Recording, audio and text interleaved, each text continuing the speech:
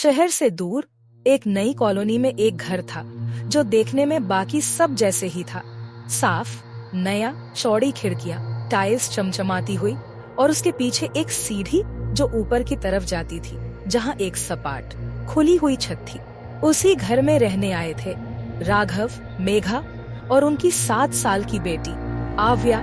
राघव को नौकरी के चलते ट्रांसफर मिला था और मेघा को नई जगहों की आदत नहीं थी, लेकिन उसे उम्मीद थी कि नई शुरुआत कुछ नया सिखाएगी। घर में शांति थी, जगह थी और सब कुछ व्यवस्थित। सिर्फ एक चीज थी जो कुछ अधूरी सी लगती थी। वो थी ऊपर जाने वाली टेढ़ी पतली सी सीढ़ी। मकान मालिक ने चाबी देते हुए कहा था, छत पर जाना हो तो दिन में जाइएगा, रात को थोड़ा अजीब लगता है। राघव और मेघा ने हल्के में ले लिया, पर आव्या ने चुपचाप सीढ़ियों की तरफ देखा, जैसे वो कुछ महसूस कर रही हो। पहले कुछ दिन सामान्य रहे। राघव ऑफिस चला जाता, मेघा किचन और कमरे जमाने में लगी रहती और आव्या नई किताबों, खिलौनों और खिड़की से बाहर झांकते मौसम में खोई रहती।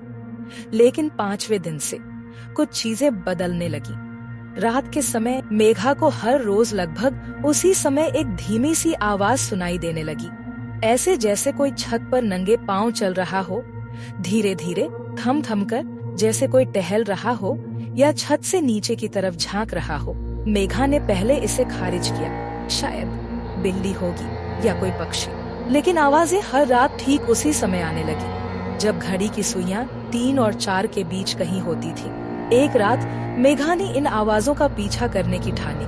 उसने धीरे से दरवाजा खोला, सीढ़ियों की ओर कदम बढ़ाए, लेकिन जैसे ही दूसरा स्टेप चढ़ा, एक ठंडी हवा उसके कान के पास से गुजरी और सीढ़ियों की चौथी सीढ़ी पर हल्की नमी महसूस हुई। वो रुक गई, जैसे उसके अंदर कुछ कह रहा हो, मत चढ़ो, वो ऊपर है। वो नीचे लौट आई, लेकिन अब वह जान चुकी थी, इस घर में अकेले वे 3 नहीं रहते।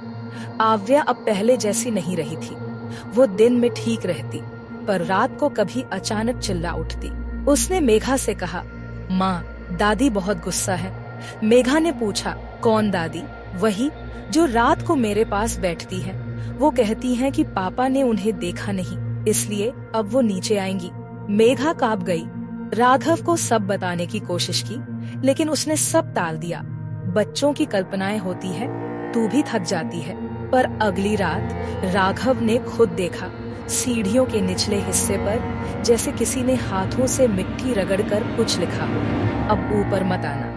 अब घर के माहौल में कुछ ठहर गया था। रात को खिड़कियां अपने आप खुल जाती, रसोई में पानी की धार बहने लगती और सबसे डरावना, बाथरूम के शीशे पर हर सुबह एक नया निशान उभरता, जैसे कोई अपनी उंगली से दीवार पर घूमता हो। राघव ने आखिरकार मकान मालिक से सवाल किया। वह पहले चुप रहा, फिर धीमे से बोला, मेरी माँ आखिरी वर्षों में अकेली हो गई थी। हम शहर में रहने लगे थे और उन्होंने यहीं छत पर खुद को खत्म कर दिया। लोग कहते हैं वह अब भी वही है, लेकिन उनका गुस्सा उन पर नहीं आता जो उन्हें याद करते हैं, बल्कि उन पर आता है जो भूल जाते हैं। आव्या अब हर रात दरवाजा बंद कर देती थी, लेकिन सुबह उसका दरवाजा खुला मिलता। एक रात जब सब सो रहे थे, मेघा उठी और देखा कि आव्या छत की सीढ़ियां चढ़ रही है। उसकी आंखें बंद थीं और होंठ हिल रहे थे, जैसे कोई लोरी गा रहा हो। मेघा दौड़कर उसे रोका, नीचे लाया और पहली बार मेघा ने सीढ़ियों की तरफ देखा तो लगा जैसे किसी की परछाई वहाँ खड़ी है, ना स्थिर, ना स्पष्ट, लेकिन मौजूद। अगली सुबह उन्होंने वो घर छोड़ दिया, पर जाते जाते मेघा ने आखिरी बार छत की तरफ देखा और हल्के से बुदबुदाई, आपका घर आपके पास ही रहे। हम अपना घर कहते हैं, हर छत सिर्फ ऊपर की जगह नहीं होती। कभी कभी उसके नीचे एक और घर होता है, जिसमें आवाजें नहीं होती, बस अधूरे रिश्तों की परछाइयां होती हैं जो हर रात नीचे उतरती हैं।